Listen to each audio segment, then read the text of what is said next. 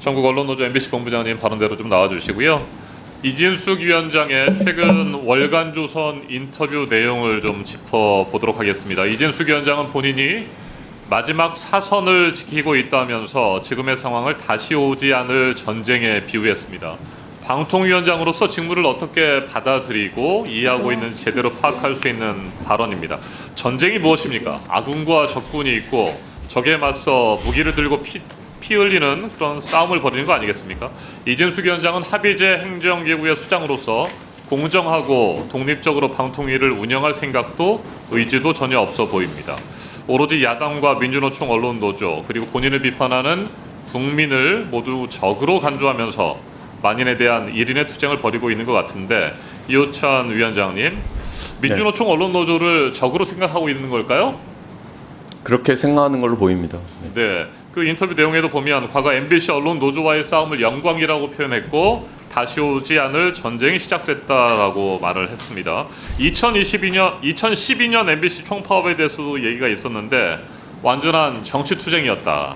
정치 세력화가 형성돼 있고 민노총 강령에 충실한 집단으로 전락했다라고 비판을 했는데 2012년 MBC 총파업이 정치 투쟁이었습니까?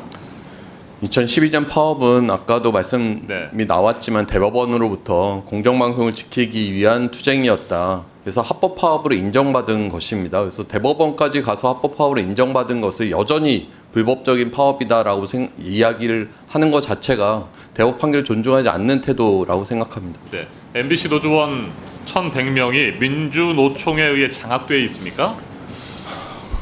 저도 부끄러운 이야기지만 민주노총 강령이 어떻게 되는지 잘 모릅니다. 그리고 민주노총의 이제 언론노조 조합원으로서 권익을 지키기 위해서 상급단체를 결정하는 것과 프로그램 제작과 보도와 MBC 방송을 만들어가는 데 있어서 민주노총의 강령을 따른다? 이것은 전혀 어불성설이고요. 이진숙 위원장도 그게 사실이 아니라는 것을 본인들이 민주노총 산하의 언론노조원일 때 다 아실 겁니다. 그래서 저는 전 국민을 상대로 방통위원장이 거짓말을 하고 있다라고 생각합니다. 네, 민주노총 언론노조를 지극히 혐오하는 그런 발언들을 계속하고 있는 데다가 문화예술인 특정 영화에 대해서도 좌파 우파로 갈라치게 하지 않았습니까? 이와 네네. 관련된 질문이 있었는데 여기에 대해서도 우파를 키워야 한다는 것이 아니라 우리 사회가 건강해지려면 좌우가 균형되게 형성돼 있어야 한다는 말을 하고 싶었다, 이렇게 답변했어요. 어떻게 생각하세요?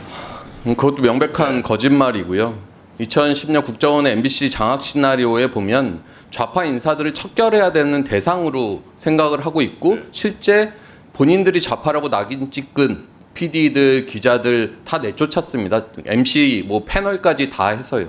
그러니까 실제 자기들이 뭔가 진행을 할 때 그런 좌파라고 인식하는 본인들이 낙인 찍은 사람을 내쫓아 놓고 이제 와서 뭐 좌우 균형을 지키겠다는 말이었다라고 하는 것은 그 역시 국민들을 속이는 행위라고 생각합니다. 네. 2차 청문회에서는 뉴라이트가 잘못된 것이라고 생각하지 않는다라고 이진숙 위원장이 답변했잖아요. 이진숙 위원장 본인이 뉴라이트라고 보십니까?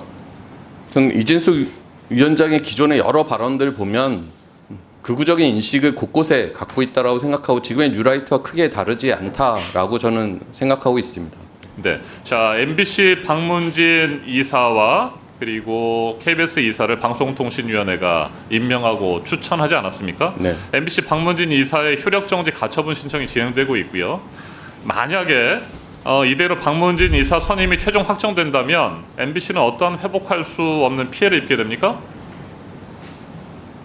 그 뭐 생각만 해도 좀 참담한 상황인데 실질적으로 효력정지 이제 처분이 26일까지이고 법원에서 집행정지가 되지 않는다라고 하면 27일부터 새 박문진 이사들이 출근을 하게 되고 MBC 사장에 대한 해임안이 상정되고 해임안이 강행될 것입니다. 그래서 지금 새 박문진 이사들의 면면을 보면 정말 극우적인 인식의 극단적인 노동조합 혐오, 그다음에 MBC 민영화론자들이 지금 박문진의 6명이 임명된 것 아닙니까? 이런 인식을 가진 사람들이 27일부터 박문진을 출석하게 한다고 하면 실질적인 MBC 장악 시도가 그때부터 본격화될 것이다라고 보여집니다. MBC 경영진도 당연히 교체될 것으로 예상을 하실 텐데. 그러니까 당연하지 않고 사실 지금은 사장에 대해서는 해임 사유가 없는 상황임에도 이 정권은 오로지 MBC 장악이라는 목표를 경영진이 위해서 교체되면 어떻게 됩니까? 경영진이 교체되면 기존의 이명박 박근혜 정권 당시 MBC, 지금의 박민혜 KBS 이런 상황으로 MBC가 몰려질 수 있다라고 저는 생각합니다. 추가 질의하실 건가요? 아니면 시간을 지금 더 드릴까요? 예, 3분 더 드리세요. 네. 자, MBC는 그런 회복할 수 없는 피해를 입게 된다라고 하는 거고요. 법원은 어떤 결정을 내릴 거라고 보세요? 지금 흐름을 보면. 뭐 제가 법원의 판단을 네. 뭐 미리 예측할 수는 없는데 저는 재판부가 좀 용기 있는 결단을 내려 주십사 부탁을 드리고요. 상식적으로 법리대로만 좀 판단을 해주시면 좋을 것 같습니다. 우리가 지난 청문회를 통해서 수차례 청문회를 통해서 2인 체제에 위법한 방통위가 어떠한 제대로 된 심의도 없이 그리고 자신의 뭐 변호인, 극우적인 인식을 가진 사람, 노동조합의 극단적인 혐오를 가진 사람들의 그런 이사진들을 막무가내로 임명한 사실을 우리 모두가 확인하지 않았습니까? 이런 불법이고 위법적인 행태가 벌어지는 것에 대해서 저는 법원이 용기 있는 결단으로 제동을 걸어주시기를 이 자리를 빌어서도 좀 호소드립니다. 네, 이진수 김태규 방송통신위원회가 국민 의견 수렴용 지원서까지 다 받고 나서도 네. 왜 국민 의견 수렴한 내용들을 심사나 의결 과정에 반영하지 않았을까요? 어떻게 보십니까?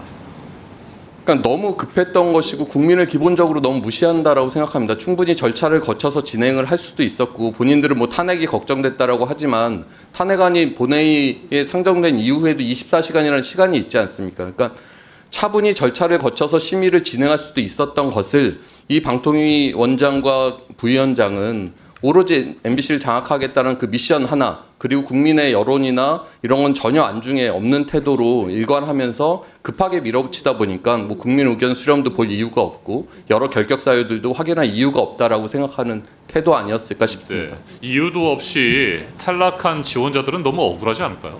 억울하죠. 예. 본인들도 공정한 심사, 투명 검증을 계속 강조했었습니다. 근데 네. 실상 그런 게 하나도 안 지켜졌잖아요. 아까 말씀하셨던 당적 확인이란 것도 박문진 이사의 가장 핵심적인 결격 사유 중 하나인데 그걸 뭐 재촉하지도 않고 그냥 공문 보내고 답이 안 오니 그냥 아닌 것으로 본다. 이런 절차가 저는 공적인 절차에서 진행될 수 있는 건가? 저는 상당히 좀 안타깝습니다. 네, 그런데 이진숙 위원장은 충분한 시간을 갖고 자료를 일일이 살펴보고 논의했다라고 주장하는데 이건 거짓말입니까? 명백한 거짓말이죠. 그러니까 확인할 수 없는, 그러니까 전체 회의에서는 심의가 없었다라는 게 방통위 간부들 통해서 확인이 되니까 중간 시간에 자기가 확인했다라고 이제 계속 말을 만들어내고 있는데 저는 그 많은 서류들을 제대로 검증이 이루어질 수 있었을까? 국민 의견 수렴 관련 서류들도 김태규 부위원장은 자기는 기억도 못하고 있지 않았습니까? 예. 그러니까 제대로 된 심의가 없었다라고 보는 것이 합리적인 판단이라고 생각합니다. 네, 선임된 이사들의 직무 수행 능력을 최우선으로 봤다고 주장하잖아요. 뭐 여러 번 얘기했었는데 저는 방송문화진흥회에 왜 공안검사 출신이 2명이나 있어야 되는지 모르겠고 직무 수행 능력이라는 것이 MBC의 기존 경영진 2명은 국정원의 MBC 장악 시나리오를 앞장서 수행했던 사람들입니다. 거기서 그럼 직무 수행 능력을 이 정권의 방송 장악에 천병 노릇을 할 직무 수행을 본 것인지 전 제대로 검토가 전혀 이루어지지 않았다라고 봅니다.